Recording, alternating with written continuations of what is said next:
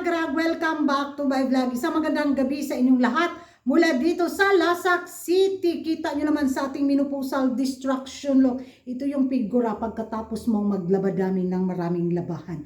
Viga kay si Kuragan for tonight's vlog, mga karag-karag, mura ko giludan sa tuko. At ito na nga mga latest kaganapan ngayon na pinag-uusapan ng mga active na mga chismos at mga chismosa sa social media, na kung saan sa latest kaganapan ng mga pasabog na revelasyon pa iskandalo sa Miss Universe Guatemala. Tama ba yung pronunciation ko? Guatemala?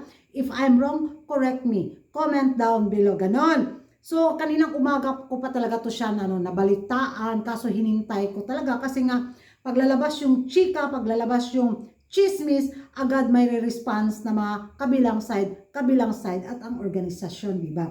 So para may isahang chismisan na lang, ayun, hinintay ko talagang gumabi na para makita ko yung mga kaganapan bitaw na kung ano yung masasabi ng naging pambato nila, anong masasabi ng kanilang national director sa Miss Universe Guatemala Organization, at lalo na si Hello the Universe at si Paring Raul. Ganon.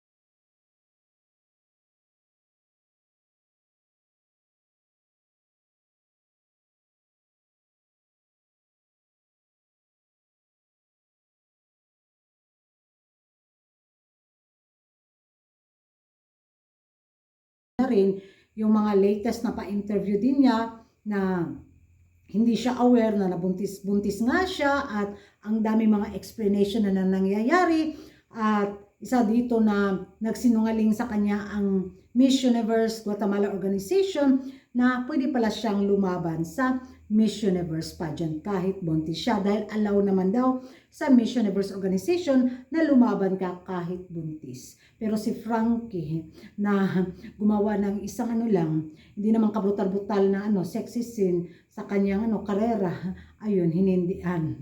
Kaluka to sila Pero yun na nga mga karag-karag, base sa pa-interview na nakita ko, nako grabe. Kanina nagbabasa ko ng mga komento bitaw nung nabalitaan na buntis siya. Grabe yung mga taga-takos din, humanas din. Siguro ito yung mga kontrapartido bitaw na hindi siya sinusuportaran. Sabi pa sa mga Inglesan galore nila ba, ridiculous. Tama ba mga karag-karag? Ridiculous. Tapos, resign. Napaka-unprofessional daw niya kung lalaban pa siya sa Miss Universe, gayong buntis siya. Dapat daw i-priority yung baby niya kaysa daw sa corona, which is tama naman sila, di ba? Kahit naman ako pag buntis ako, tapos i-give up ko talaga yung rampahan yung corona para sa anak ko. So pwede naman siyang sumali ulit, di ba? After niyang manganak, o pwede ulit siyang sumali sa kanilang local at national pageant. Why not coconut? Allow naman kahit umabot pa siya ng 100 years old. I-priority muna niya yung baby niya, na blessings yun sa kanya mga karag-karag. So sabi rin ng mga ibang chismosa, dapat daw ang ilaban yung first runner-up niya.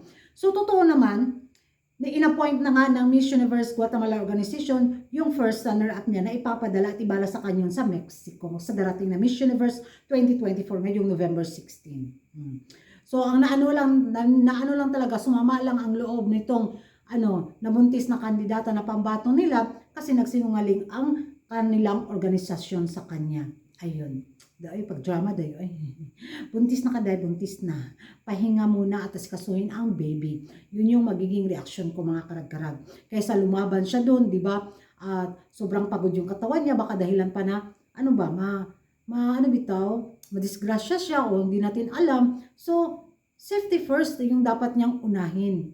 Corona lang yan, uy. Anak yung importante. Ewan ko sa inyo mga karag-karag kung magkapareho tayo ng opinion. Kung tatanungin ko mga karag-karag, lalaban ka ba sa isang pageant? Gayong buntis ka. Ano yung uunahin mo? Corona or yung baby mo? Magandang discussion to mga karag-karag ha.